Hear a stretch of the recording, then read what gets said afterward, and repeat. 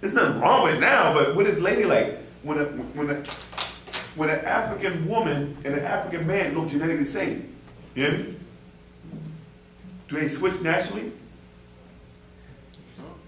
No, they do, because of the breasts are hanging and they have hips, and they give, and they carry child, right? So they walk a different way.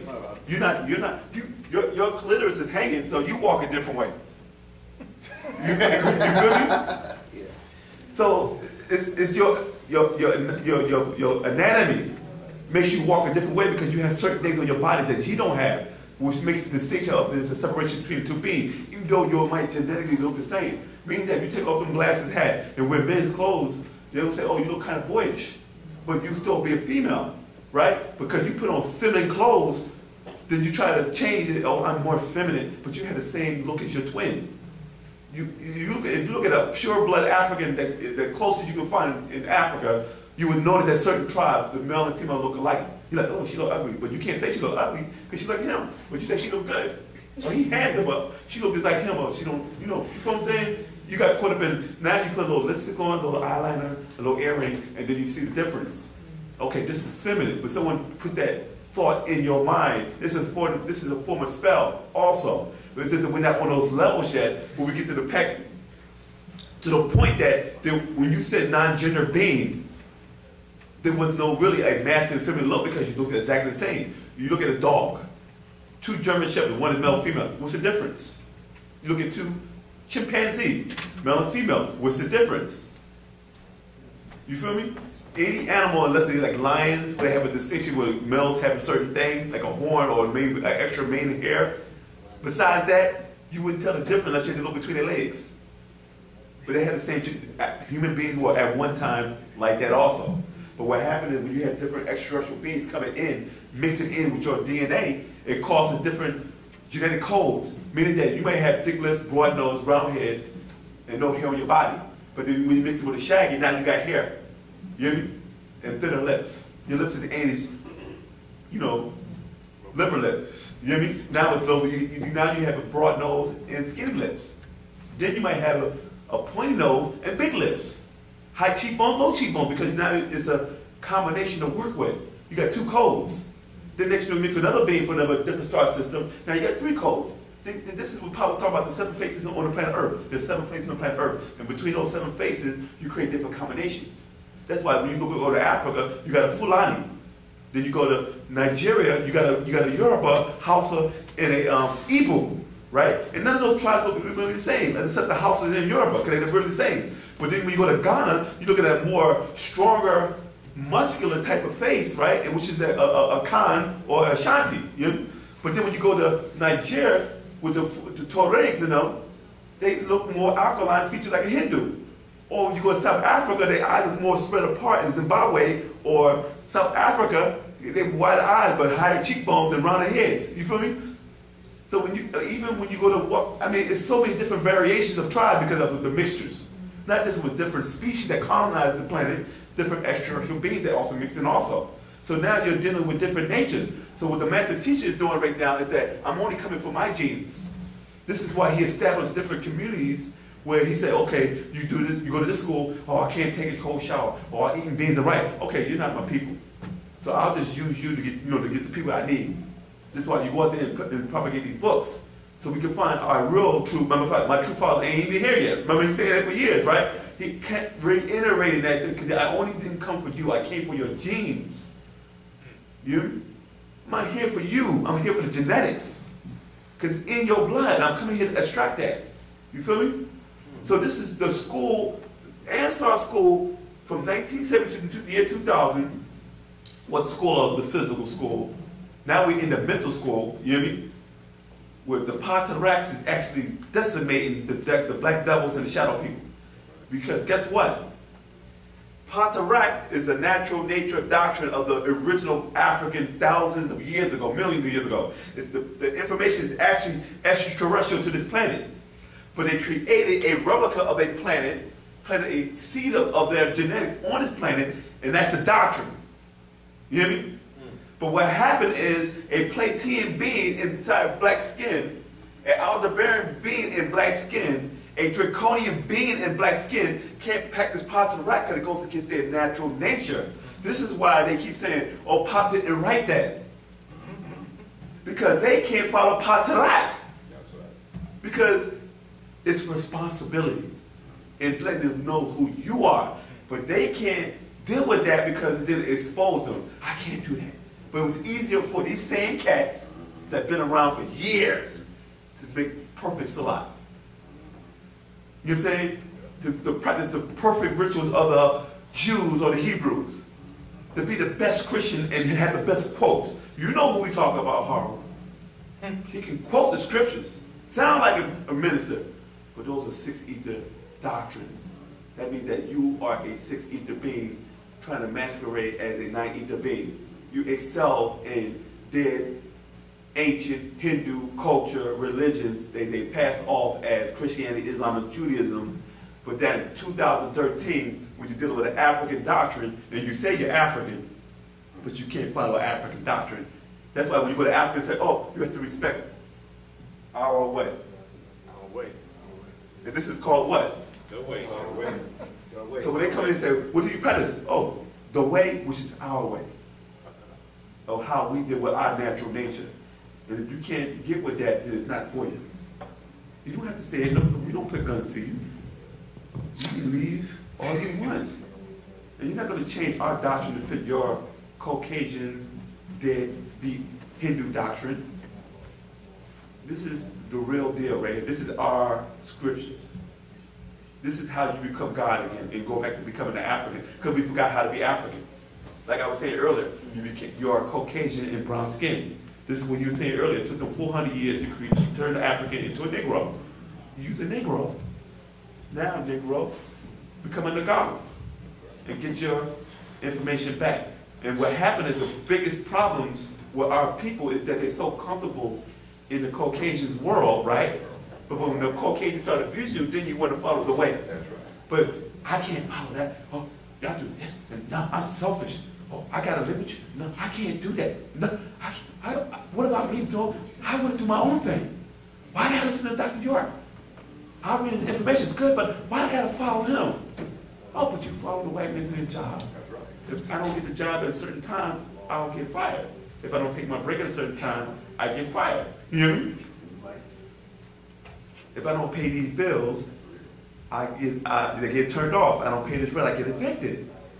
We didn't have that problem when we practiced our natural nature because you built your hut or your temple or your house on your land and you didn't have to pay no taxes. We had, you didn't have to go to programs of public, you hunted your own food. You didn't have to go to Marshalls and Macy's, you made your own clothes. And so on and so on. And you traded and you didn't have it, he had it. Oh, I got this, let's trade. But now you got to deal with currency, capitalism, and the whole thing is this. You have to become like the white man just to make money. And if you don't like the person on the job, you better get fired. Your mortgage is $2,000 a month. Oh yeah, he was stealing. He did it. You should have minded your business, but your job is in jeopardy. And I got to take care of my children. These rap artists are demons. You say, oh, don't hate on him, but this demon is selling drugs on wax. Murdering people on wax. Raping and mistreating women on wax. You hear me? And then turn around and say, well, I got to support my family. I thought we were all family. So now you're going to sell cocaine and crack on your record and destroy a whole generation of Africans in America so you can support two of your children. And they go to college and they still become niggas. This is the Caucasian sickness of sixth mind. And people find it so divine. You hear me? And they so caught up in it and sad because you're so comfortable. There's nothing wrong in taking a chance on Wu-nuwaupu. You'll actually feel better. But you sitting here wondering why your man don't love you no more. He didn't like you in the first place. He just liked the way you looked and the way you moved. What if he loved you, how come he ain't hanging out with you? Oh, I gotta go hang out with the brothers. What can he do with them that he can't do with you? Huh? That's right. Why you gotta go watch sports and stuff? You can't watch sports with them? I don't like sports. I want to watch romantic movies and people get roses and cry and say, I love you. You hear me? I can't watch that. I'm a man. You hear me? And if he does do it, it won't last long because he's like, he ain't got no backbone. I need a man, I need a real man. Right? Then when you get that real man, damn, this nigga beating up on me. This nigga's a criminal.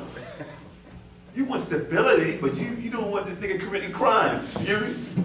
But you want the mind, but this guy's boring. It's sick. You can't win. You gotta make money. You want a man with money, but you want a man with all. You want the perfect man, right? But you ain't the perfect woman. I want a man to have this, and I want a man to have that. But what you got? I ain't got nothing. I got love. So you mean to tell me I'm gonna give you half of my $400 million empire? You hear me? Buy you cars, diamonds, and rings, and all you say is, "I love you." Oh, thank you. You can have anything you want. Just to hear that, then cheat behind your back with your best friend. Right? This is illusions.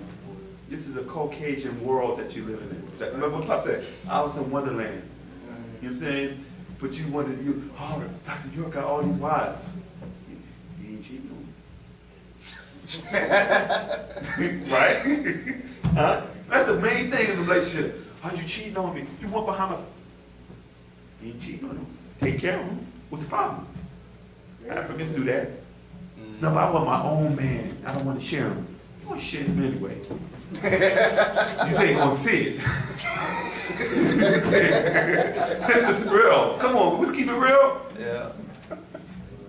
Pop culture is not about monotony. They tell you that. It's about sharing the ring and changing from rich and poor to death do his part. But that goes out the window when you go to the club. Shit with the tight clothes on, you're like, oh, she look good. For rich or poor. Damn, she look good. To death do his part. Damn, she look good. Some sickness in the health. Damn, she look good. Sleep with it, and then next, I'm divorcing, but what happened to sick and poor? Richard, what happened to all the vows? You cheated, so but that was never, we didn't vow on that. there was no vow for that. It didn't say that I couldn't have someone decide, because he said for rich and poor, no matter what. So death, you overpower death. Wow. Right? You overpower sickness, richer and poorer, right? Because he went outside the relationship. When the vows never addressed that. But in your Alice in Wonderland, oh, he's supposed to be faithful. Right? But if you was living an African lifestyle, whether he had one wife, two wives, or one wife, there still was a culture. And that was your sister. But no, I want them all to myself because I want all the love from me. I want to be special. When he said he loved me, and he is the only. This is the problem with our women and men. We're caught up in that thing called mind. Nature doesn't have mates, they have multiple. But you don't want to go with that because the Caucasian thing caters to your ego. You don't have to share your man. He's mine and mine's alone. But when an African has one wife, oh, that's wrong. You stupid. Nigga, I got a goddamn degree in astrophysics. How you calling me stupid? You hear me? I'm a lawyer. How you calling me stupid? I'm a doctor in medicine. How am I stupid? What's stupid are you talking about? Well, you share your man. What's stupid about that? We help each other. You got to pay $100 a week. Somebody watch your children. You got to work 2 jobs. You hear me? You got to cook, clean, scrub the floor, have babies, make sure your man is satisfied, and you can't even keep up. And he's like, oh, you boring. I need to go find me another chick at the club. You hear me? You had a co-wife, you wouldn't worry about it. You're too tired to go with another chick. You hear me?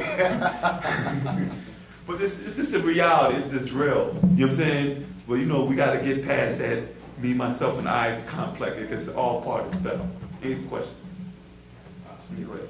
And with that, I'll let pass the mic over to my brother. My cat. Atume. Yeah, I tell you. How would you explain divine, and then how would you explain love, and then how would you explain them together, divine and love? One more time.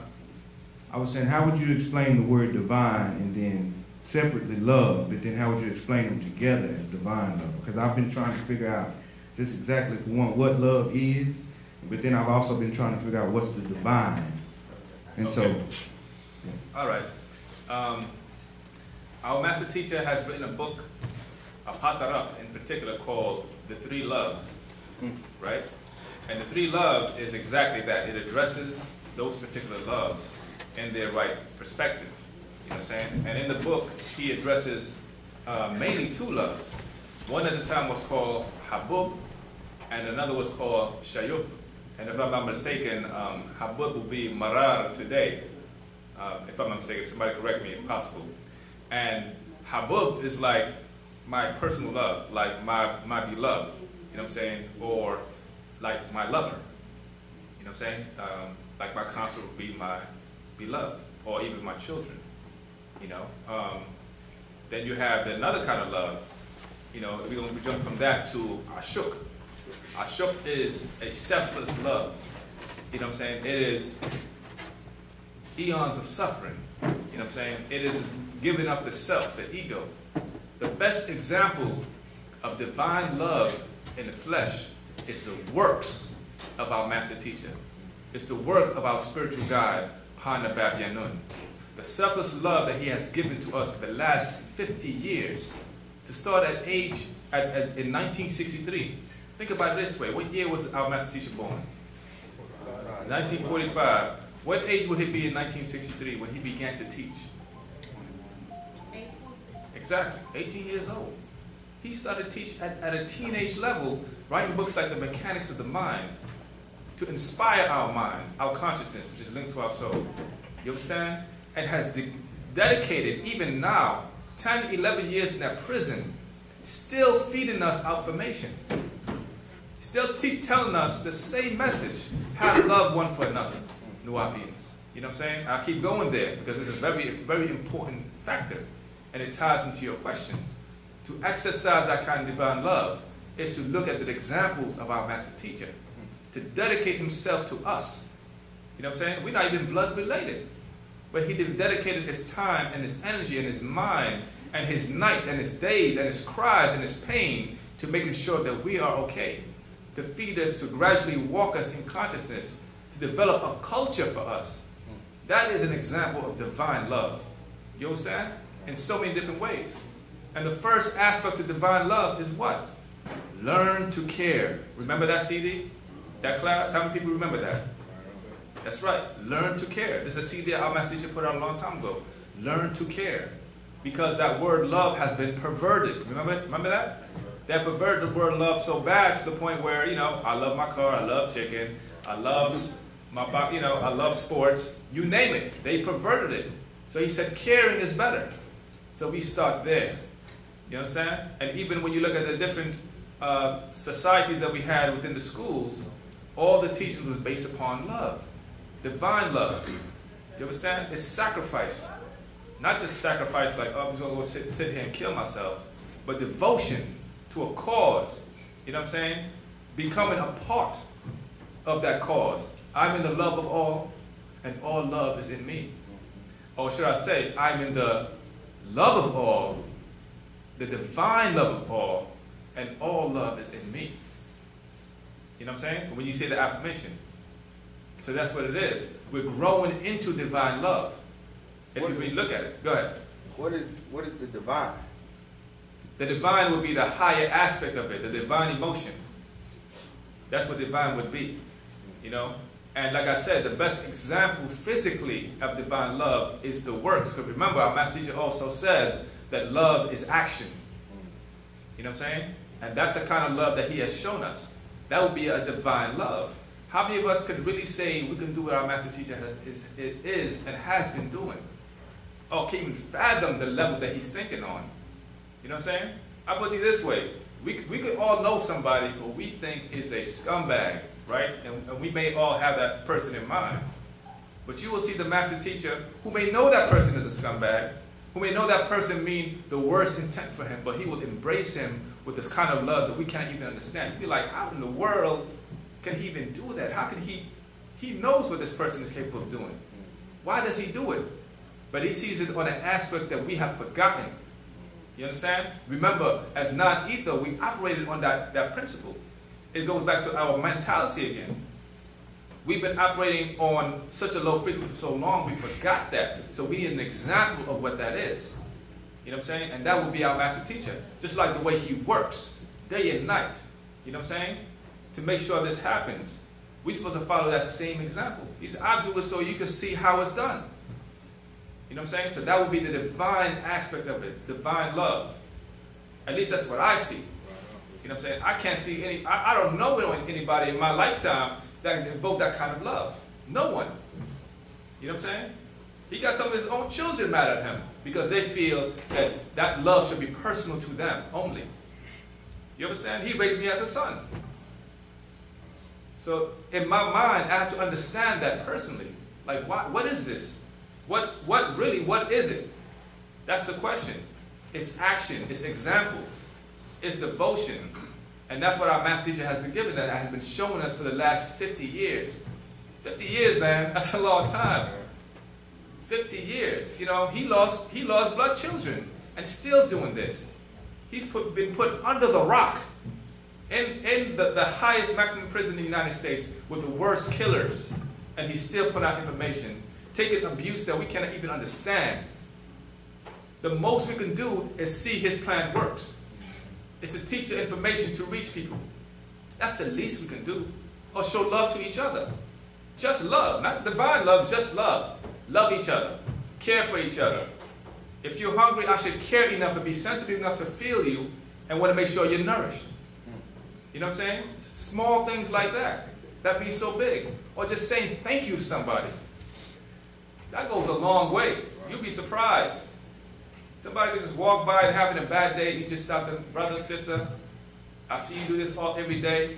You know, I see you picking up this broom and going to that corner and sweeping every single day. I just want to thank you. From the bottom of my heart, I just want to thank you because it means so much. That little bit of corner that everybody neglects, you take care of. And man, it does so much. Because now people can come in and see a beautiful place. I just want to thank you. And you don't know what that you do to that person inside. You don't know what you spark inside. Because we're all emotionally linked. Because we're linked in consciousness. We're linked in mind. So we have to feel again for each other. Not just sound deep and heavy. You know what I'm saying? Not just say I have a bunch of information, because it's useless if it's not applied. So can we apply that love for one another? Can we care enough for each other? Remember, our master just said that. He said what's keeping him in there is that hostility we have towards each other. You know what I'm saying? The backbiting, the slander, all these things as a whole we're doing to each other is literally keeping him in there. All he asks us to do is care for each other. Love each other. And not just stand around and start hugging each other. Show love. Show some love. You know what I'm saying? Literally. And that's going to cure us. And we'll grow together. We'll vibrate together into divine love. Everybody is on a spiritual journey. Everybody's on their own individual spiritual journey. And that's real. You understand? And all of us are on different vibrations, trying to reach that height. And we have to help each other along the way. We show love that way. You show love in so many different aspects. You know what I'm saying? So divine love is something we have to grow into. But the best example, my brother, just open up a book. Just sit down and just put your mind on the master teacher for a moment. And you can really see what divine love is. On a small aspect. Just look at some of the writings he wrote from his inner being. Like the Gold Book. Read the introduction to the Gold Book. Or the introduction to the Supreme Mathematics books. Or the introduction to, what are they called? Books such as, Supreme Mathematics. When he said, I devote my time on my visits to this planet. Right? Yeah. You remember that introduction? I devote my visits to this planet. How many times has he incarnated for us? You know what I'm saying? That's divine love, man. Let me devote that to you all so I can take you all to a higher level. You understand? So why can't we do that for each other? You know what I'm saying? I hope that helped, brother. Yeah. Got it. Bring it. And this is going to be the last question, unless somebody else got something. My question is kind of multiple fold. One, the difference between mortality, immortality, and how you have to put on immortality. That's one aspect of my question. But if I just answer that, it might lead into other things at that point. Because I'm like, okay, what's the difference between the mortal person, the immortal person, and having to put on this immortality that I just, haven't figured out what that, is, because even in the so-called Bible, it says in Psalms 82 verse, 82 that, ye are gods and the children of the Most High, but also it says you will die like men. For like when the princes arouse of God and judge the earth. Yeah, right. so now with that, and then you go to Revelations, and then also I'm looking in the Pt.2, where that the immortality is just us being here. And so I'm just trying to kind of put all this, the bad information, try to eliminate the bad information, put the good information, right. Try to get it right. Because also I see the parallel between Yaqub and the Yaqub story with the became scientists and so forth, and what Pt.2 is doing now. So that's what I'm saying. It's multiple fold, and that's how I'm trying to marry it and trying to get it right. Yes, yeah, you're not confusing me at all. I think I understand where you come from with this question, and the answer is quite simple.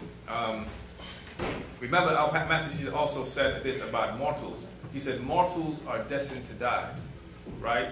Gods survive. You understand? Meaning this, right? Being physical, if you are physical, you have to return to this earth. In regards to what? This costume or this flesh, this garment has to return. Right. If you are trapped here, that's damnation as a mortal.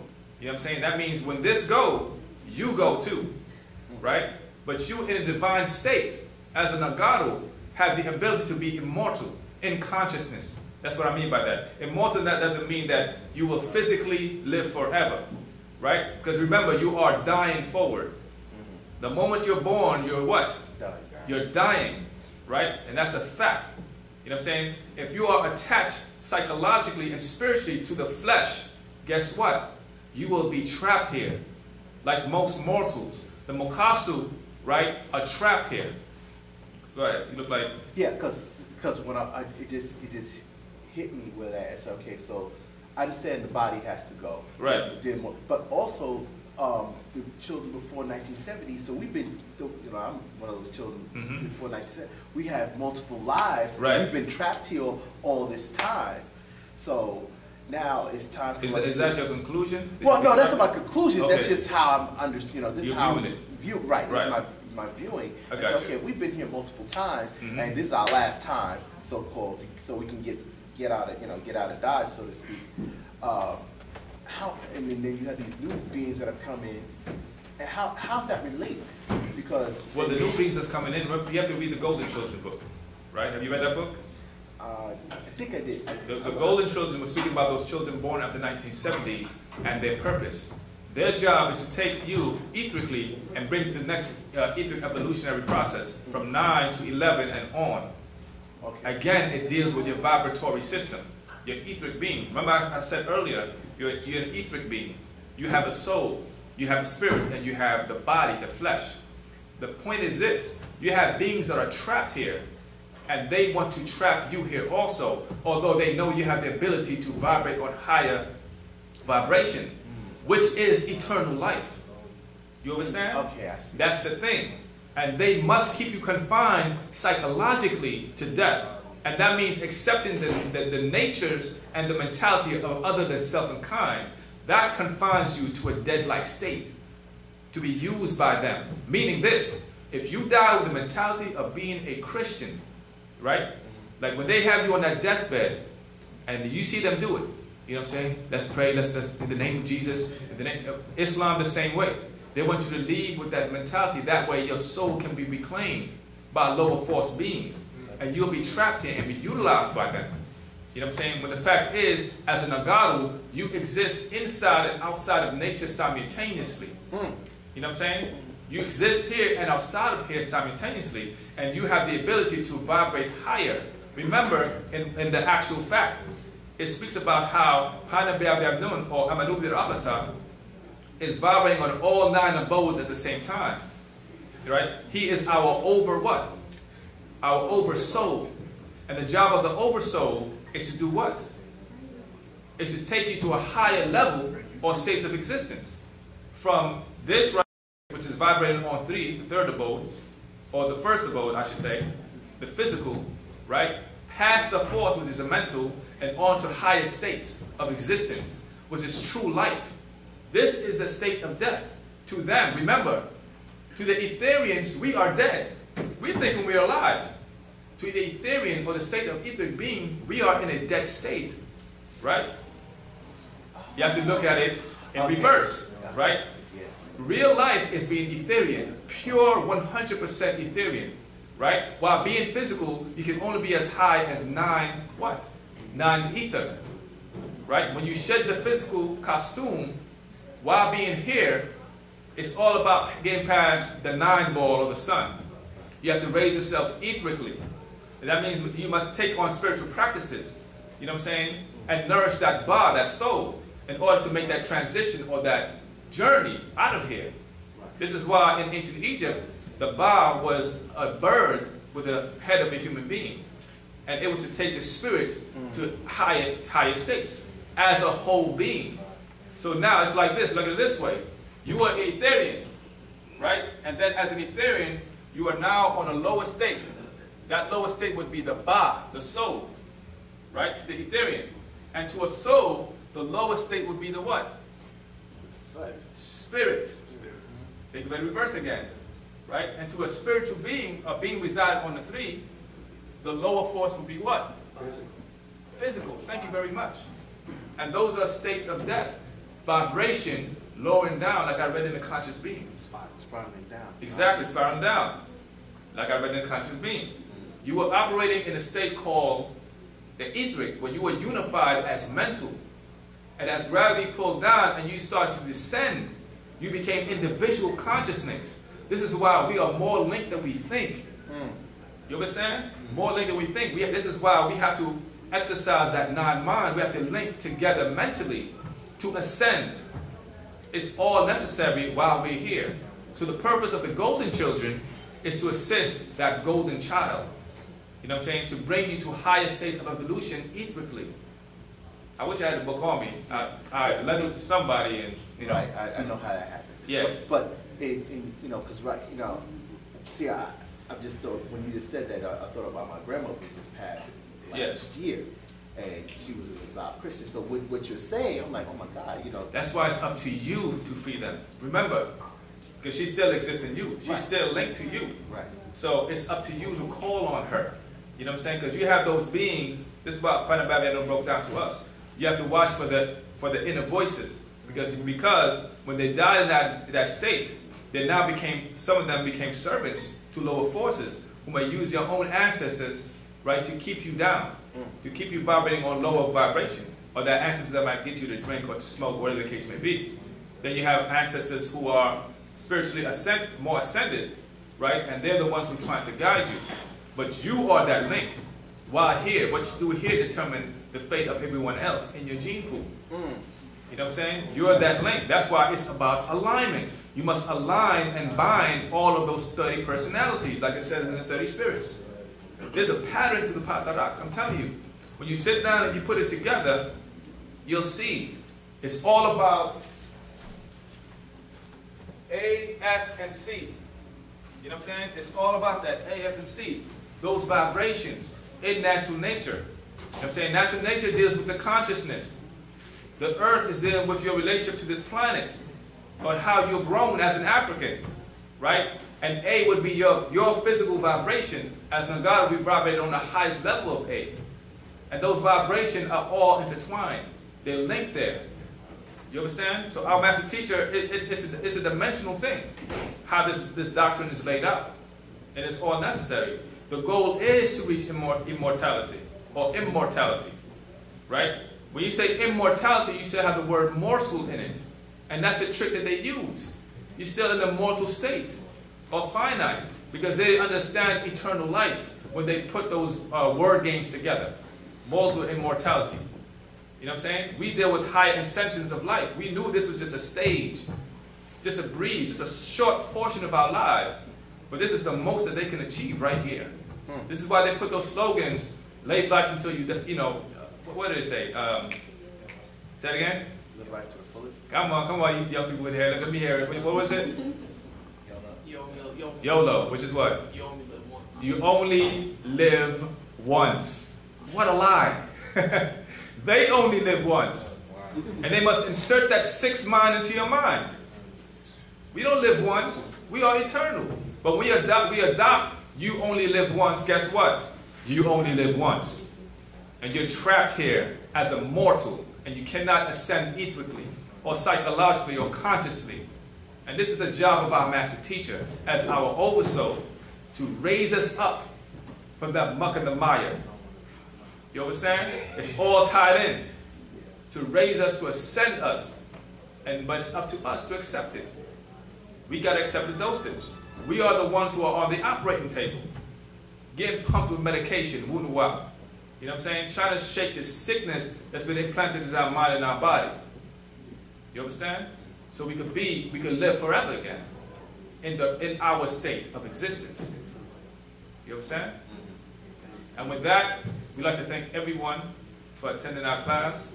You know what I'm saying? I hope everything was very helpful. Tune in to www.wu-nuwap.com for affirmation classes. We also have our language classes on www.nuwapic.com. You know what I'm saying? We also have our spiritual nights on Thursdays. Come on through. And of course, Friday is reserved for questions and answers. All right? And with that, wada'u.